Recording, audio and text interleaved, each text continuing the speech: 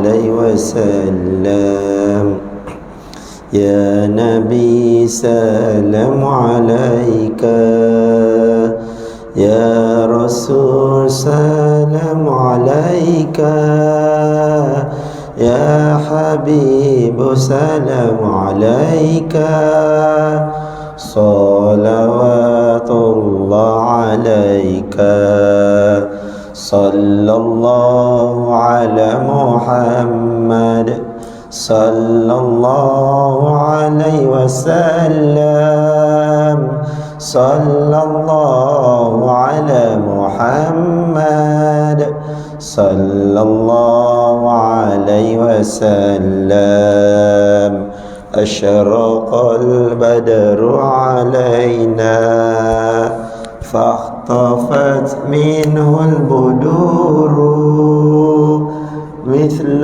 حسنك ما رأينا قد يا وجه السرور صلى الله على محمد صلى الله عليه وسلم صلى الله على محمد صلى الله عليه وسلم أنت شمس أنت بدر أنت نور فوق نوري أنت إكسير وغالي أنت مصباح الصدور صلى الله على محمد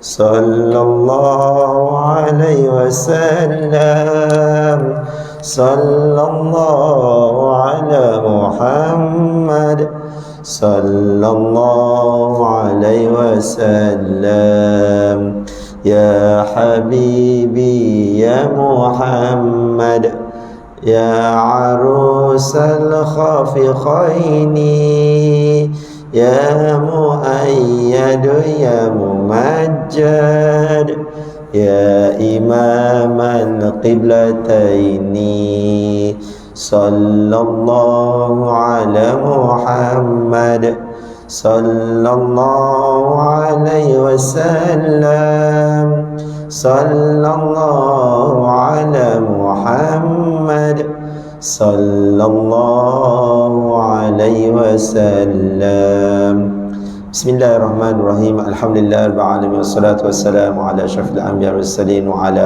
آله وصحبه أجمعين قال الله تعالى في كتاب العزيز بعد أعوذ بالله من الشيطان الرجيم يا أيها الذين آمنوا لا تأكلوا أموالكم بينكم بالباطل. Wahai orang-orang beriman, janganlah kamu makan harta kamu dengan cara yang batil, iaitu cara yang haram. Faqala Nabi sallallahu alaihi wasallam ta'allimul fara'id wa'allimuha fa innaha nisful ilm wa huwa yunsa awwal syai'un yanzi'u min ummati. Maksudnya pelajarilah ilmu faraid dan ajarkanlah kepada orang lain, sesungguhnya ia adalah suatu setengah daripada ilmu, dan suatu ilmu yang akan dilupakan, dan suatu ilmu yang akan mula-mula dicabut daripada umatku. Alhamdulillah, syukur Allah Subhanahu Wa Taala. Masih lagi dilimpahkan dalam beberapa minit lagi sebelum solat Zuhur kita dengar sedikit kuliah tentang faraid dan pengusaha pusaka. Terima kasih pada pihak Nazir dan pihak pengusaha masjid yang sudi membentuk saya dan tim saya untuk bersama berkampung di sekejap untuk ceritakan apa itu ilmu faraid dan pengusaha pusaka. Okay, untuk makluman para jemaah sekalian, ilmu faraid dan pengusaha pusaka dua benda yang berbeza dan mesti digabungkan untuk menguruskan harta pusaka. Ni catatan yang saya bawa ni. Bila orang kata apa ilmu faraid, ni ilmu faraid start daripada atas sampai ke bawah. Mungkin saya tak boleh cerita dengan panjang detail. Jadi kalau nak dengar kuliah, saya ada kuliah bulanan saya di Masjid Rincing. Masjid Rincing hari Rabu minggu ketiga. Kalau siapa-siapa nak join lah. Dan sini saya cerita detail tentang bagaimana uruskan faraid. Saya bangun sekejap ya, saya duduk ni. Saya bangun. Okey. Jadi ada apa masalah boleh tanya soalan terus. Okey. Bismillahirrahmanirrahim. Okey. Kalau kita tengok carta ini, bila kebumikan, bila meninggalnya seseorang, kita akan pastikan di mana harta pusaka. Bila harta pusaka, kita akan asingkan. Kalau dia harta pusaka, kita akan masuk dalam harta pusaka. Okey. Jadi bila harta yang sudah dihibahkan, harta yang sudah diwakafkan, harta yang sudah diamanahkan, kita akan asingkan dia. Maknanya kita akan asing. Okey. Dan kita akan buat apa? Ke bumi. Kemudian kita akan turun pada hutang-hutang, maksudnya hutang sepercarian, wasiat, dan kemudian barulah kita jumpa faraid untuk menguruskan harta pusaka. Yang last kali dah baru kita akan pilih sama ada muafakat dan takharruj. Okey, saya akan ringkaskan saja. Okey, pertama saya akan bagi 3 kunci. Dalam pengurusan harta pusaka ni anda kena faham mana satu harta pusaka, apa makna wasiat, apa makna hibah. Dengan elok, saya ulang 2 kali saja. Apakah yang dinamakan harta pusaka? Bila dinamakan harta pusaka, ia tiada pilihan lain, mesti diwajib faraid. Mesti wajib faraid. Apa dia harta pusaka? Harta pusaka ialah harta peninggalan si mati yang bersama dengan si mati sebelum dia meninggal. Sama ada harta itu bersama dengan dia ataupun berada dengan bank. Maknanya harta itu datang sebelum kematian. Sekali lagi saya ulang, harta pusaka ialah harta peninggalan si mati yang bersama dengan si mati, sama ada berada dengan dia ataupun berada di bank-bank. Itu dinamakan harta pusaka. Tetapi duit yang datang selepas kematian, ia tidak lagi dikira harta pusaka. Adakah? Ada. Contoh, bila meninggal orang letak duit tabung. Duit itu bukan duit pusaka. Ataupun duit takaful hibah yang datang selepas kematian, itu bukan duit pusaka. Duit pencen terbitan, itu bukan duit pusaka. Duit gratuiti yang datang selepas kematian, itu bukan duit pusaka. Tapi barang-barang yang datang sebelum kematian, itu duit pusaka. Termasuklah barang-barang yang dalam rumah, itu sekalipun ia dikira harta pusaka. Okey, orang bayar hutang selepas kematian. Saya nak tanya, orang bayar hutang tu hutang si mati, betul tak? Maknanya hutang itu sebelum kematian, betul? Jadi ia dikira harta pusaka. Faham? Maknanya bila contohnya kita dah bagi faraid kan, tiba-tiba hutang datang hantar, waris kena bahagikan juga ikut faraid. Tu susah mesti bahagikan walaupun RM1. Alah, kita datang RM1 kita nak sedekah. Jangan. Duit pusaka ataupun duit faraid, anda tak boleh sewenang-wenangnya buat sedekah pada masjid ataupun mana-mana institusi, atau buat tahlil sekalipun tak boleh. Ada je Ustaz, kita orang tak buat, kita orang buat tahlil, kita tak makan pun duit pusaka. Kita sembelih ayam belakang rumah je Ustaz. Habis tu ayam belakang rumah tu siapa punya? Ayah punya. Harta pusaka juga, hukumnya haram. Dengan imam-imam sekalipun haram makan. Ni apa orang tahu kan? Dia meninggal guna duit tahlil, hukumnya haram. Tahlil tak haram, duit makan tu haram. Jelas Ada apa soalan terus tanya. Terima kasih Nazir, terus tanya soalan. Okey, jadi kedua, apa makna wasiat? Wasiat ialah dokumen yang kita tulis sebelum meninggal, tetapi kita laksanakan selepas meninggal, dan tidak boleh melebihi 1/3 harta selepas bayar hutang, dan tidak boleh kepada ahli waris. Sekali lagi saya ulang, dia panjang sikit. Wasiat ialah dokumen yang kita tulis sebelum meninggal, tetapi kita laksanakan selepas meninggal, dan tidak boleh melebihi harta 1/3 harta selepas bayar hutang, dan tidak boleh kepada ahli waris. Siapa ahli waris? Ahli yang mendapat harta pusaka. Contoh, kita selalu dengar kan, orang Melayu kita ayah saya pun cakap, nanti kalau ayah meninggal, nanti korang bagi harta sama rata. Kalau ayah meninggal, bunyi perkataan di belakang itu kalau meninggal ataupun lepas meninggal, itu ialah ayat wasiat. Okey. Bila meninggal nanti bagi harta sama rata. Sah tak wasiat tadi? Sah tak wasiat tadi? Sah tak? Sah ke tak? Saya dah beritahu dah. Tak sah sebab pertama sudah melebihi 1/3. Satu. Yang kedua, kepada ahli waris. Dia kata dekat anak-anak dia, nak bagi pada anak dia, tak boleh. Hukumnya terbatal wasiat tadi. Kalau nak bagi pada masjid, silakan. Nak bagi pada surau, silakan. Nak bagi pada anak angkat, silakan. Nak bagi anak yatim, silakan. Itu pun tidak boleh melebihi 1/3 harta. Jelas? Dah faham wasiat? Kita pergi yang seterusnya, hibah. Hibah ni paling famous ni. Jumpa orang-orang jumpa sikit-sikit nak buat hibah. Tapi tak faham. Okey, tengok. Apa dia hibah? Hibah ialah pemberian kasih sayang. Dia nak bagi pada siapa-siapa pun silakan. Tak ada had. Nak bagi banyak mana pun silakan. Dan cuma kena ingat, hibah itu pemberian sekarang. Contoh, saya ada rumah, saya hibahkan rumah ni pada isteri saya. Maknanya isteri saya sudah dapat rumah ini. Jadi saya kata, okey adinda, abang hadiahkan rumah pada adinda. Isteri pun kata, ya abang, saya terima. Sudah ada pemberi, penerima, ada lafaz ijab dan qabul, ada qabat barang yang diterima. Jadi hukumnya sudah berlaku hibah, sah. Cuma hibah yang berbentuk rumah, dia perlu buat dokumen macam wasiat. Tak boleh cakap-cakap mulut saja. Jelas? Anda tak faham? Cuma hibah ni cerita dia panjang. Anda boleh tengok dalam laman web. Pergi kepada hibah MAIS, Majlis Agama Islam Selangor. Dia ada ceritakan 3 jenis hibah. Okey, jelas Jadi tengok kat sini, saya balik pada atas balik. Bila meninggalnya seseorang, kita akan buat kebumi. Kita akan kebumikan mayat itu.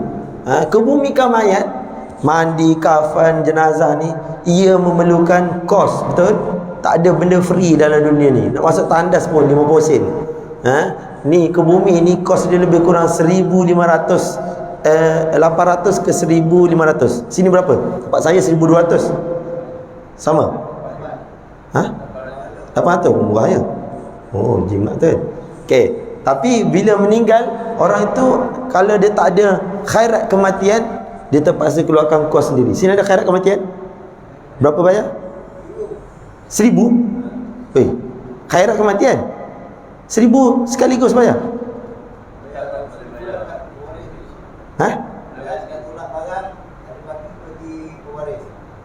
Oh, macam tu.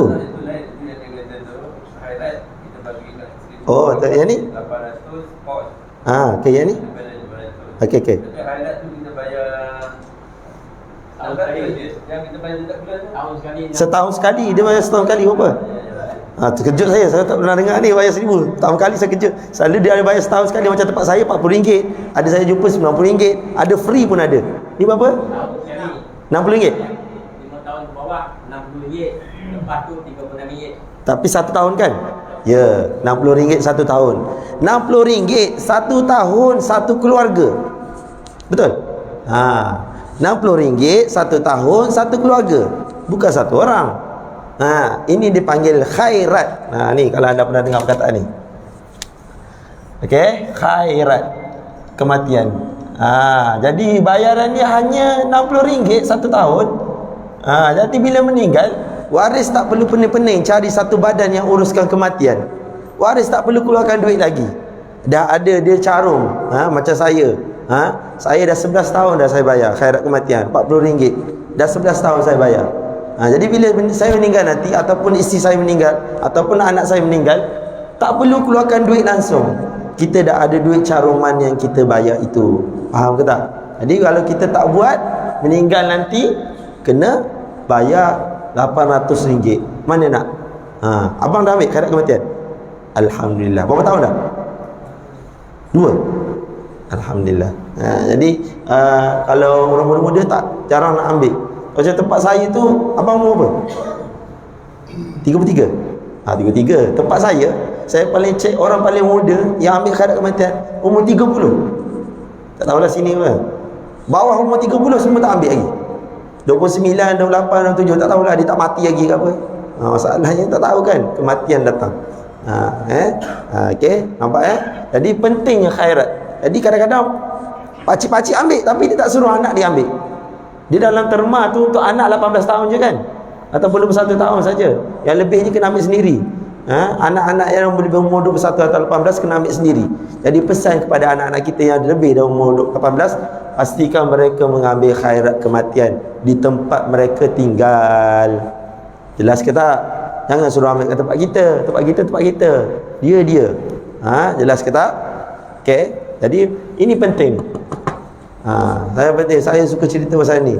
Ramai orang tak tahu tentang ni. Okey, khairat kematian. Okey, tadi yang pertama, bila kita meninggal, fungsinya kita tak perlu keluarkan duit lagi. Yang kedua, apa faedah? Macam saya dah bayar 11 tahun. Duit saya tu pergi mana? Masjid Songlap ke?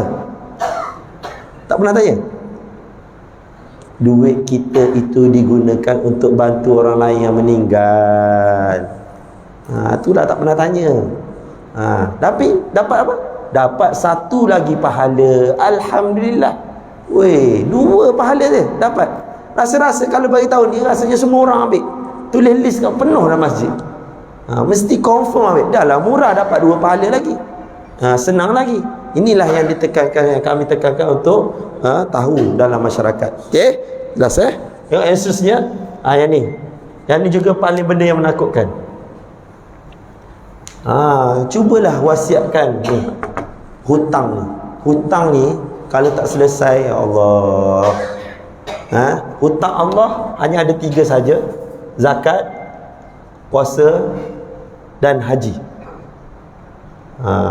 Macam saya ada satu hutang, iaitu tak pergi haji lagi. Tapi saya daftar 2034 dapat, tapi tak tahulah. Selepas PKP ni tarik ke belakang-belakang lagi. Andai kata Allah tarik nyawa saya awal, saya tak dapat pergi haji, waris saya kena buat haji. Okey, saya cerita dulu pasal zakat. Okey, untuk zakat, selalunya orang Islam yang sempurna dia akan buat semua zakat. Zakat fitrah dia tak pernah tak bayar. Zakat pendapatan, zakat emas, dia tak ada masalah lah. Cuma sesiapa yang ada KWSPI, mereka ini bila meninggal nanti, kalau dia tak sampai umur 55 tahun, mereka duit itu dikeluarkan mesti dibayar zakat. Dia tak tunggu 1 tahun, keluar je terus bayar zakat 2.5%. 2.5% kena bayar dulu, baru selebihnya baru duit itu bersih digunakan. Yang ni pun ramai orang tak tahu. Sama juga orang dapat apa, yang Aisina baru ni 10,000 kerajaan bagi keluar duit kan. Tapi dia ada 2 pendapat. Satu pendapat memang dia keluar duit tu 10,000, memang nak guna, dia hutang banyak, lebih pada 10,000 dah, dia tak perlu zakat. Satu lagi, dia dengar kerajaan kata boleh keluar, dia pun keluar juga. Dia dah ada duit banyak dah, tapi dia keluar juga. Duit itu mesti bayar dulu duit zakat 2.5%. Jelas tak? Lebihnya baru guna. Kalau kita tengok khutbah kita 2 minggu lepas ada, dia cerita pasal zakat. Antara fatwa, muzakarah fatwa peringkat kebangsaan, duit KWSP apabila dikeluarkan wajib bayar zakat terus. Okey. Yang seterusnya pergi pada puasa. Puasa ni kalau saya bagi contoh macam nenek saya. Okey, nenek saya dulu sebelum meninggal 2 tahun dia tak boleh puasa. 1 tahun sebelum meninggal tu dia sihat, tapi doktor tak bagi dia puasa. Jadi setiap hari tu kena bayar fidyah. Masa nenek saya dulu fidyah dia RM4 satu cupak. Sekarang kat Selangor RM RM7 kan. Satu cupak RM4 masa nenek saya. Darat dengan 30 bersamaan RM120. Habis bulan Ramadan terus bayar. Kita yang sihat ni lah bayar. Kita yang waris ni tolong bayar. Kalau orang tak belajar agama tak tahu. Jadi mereka tak boleh puasa, memang tak boleh puasa. Doktor dah bagi tahu tak boleh puasa. Bukan sengaja-sengaja tak puasa, doktor tak bagi puasa. 1 tahun yang terakhir duduk atas katil dah. Dah pakai wayar pun sama, dia tak boleh berpuasa. Jadi kena bayarkan fidyah. Sepatutnya habis bulan Ramadan anda terus bayar untuk fidyah. Jangan tunggu meninggal. Meninggal tu berapa tahun nenek tak puasa. Buat kira balik susah lah. Habis bulan Ramadan terus kira. Okey, jelas tu untuk fidyah. Okey, untuk yang seterusnya haji. Yang saya cerita tadi tentang, anda pernah dengar perkataan badal haji? Badal haji ialah bagi orang yang tidak mampu pergi haji ataupun meninggal sebelum perginya haji, Jadi waris dia kena buatkan badal haji untuk si mati. Gunakan duit pusaka. Okey? Kalau duit pusaka badal haji sekarang lebih kurang kos dia 3,000 ke atas Dia tak ada 3,000 ke bawah. Kalau 1,500 tu memang scammer tu. Badal haji pun ada scammer juga tau. Okey? Jadi ini, badal haji buat guna waris. Okey? Kalau si mati ni dah tak ada duit, adakah waris wajib buat badal haji untuk dia? Tidak wajib. Tapi dia berdosa lah. Itulah, jangan kata tak tinggal harta. Okay? Jadi tapi kalau waris nak bayarkan juga boleh ke tak? Boleh, sebagai sedekah untuk dia bayar hutang. Jelas ni hutang Allah. Hutang manusia macam biasalah. Anda perlu ada tulis, kena waris tahu, cerita, tulis. Macam saya bagi tahu isteri saya nanti saya meninggal, tengok buku hutang abang yang dalam laci tu. Biar dia tahu apa itu bahasa. Okey, ada soalan? Saya tak lupa nama-nama kan. Ni carta. Kemudian bila meninggal, terusnya ada tuntutan harta sepercarian. Tak ada harta sepercarian, kita tengok ada tak si mati tu buat wasiat. Kemudian anda akan jumpa perkataan faraid. Faraid inilah bila meninggal dah sampai kat sini baru boleh faraid.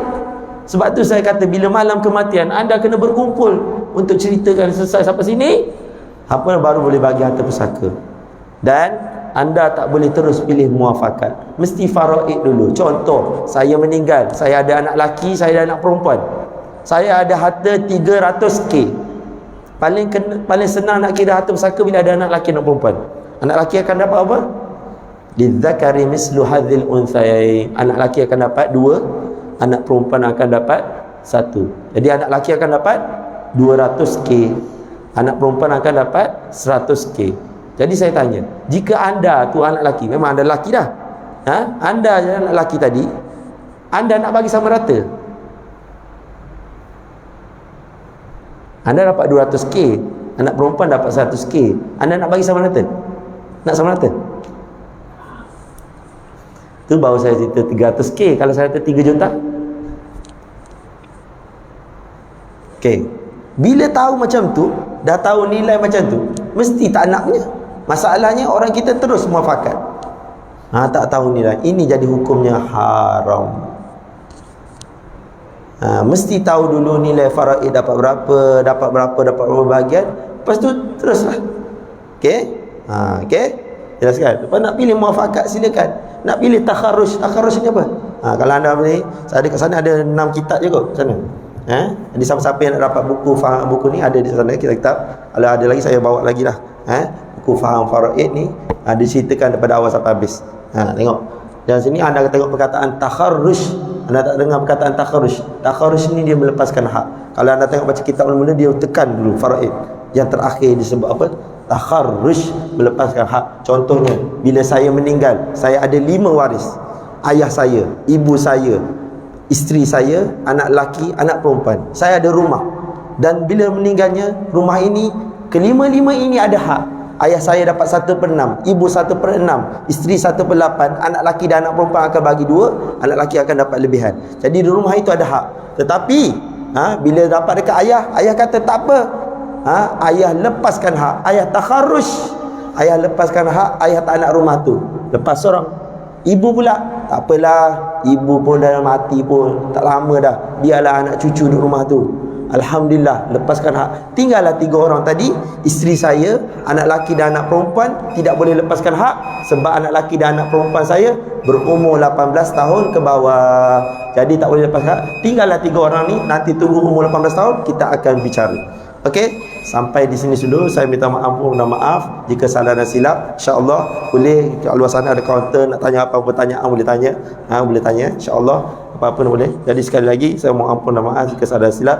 InsyaAllah siapa-siapa yang nak kuliah faraid saya ada di Masjid Rincing minggu ketiga hari Rabu. Saya ada di sana insya-Allah. Okey, saya mohon ampun dan maaf. Assalamualaikum warahmatullahi wabarakatuh.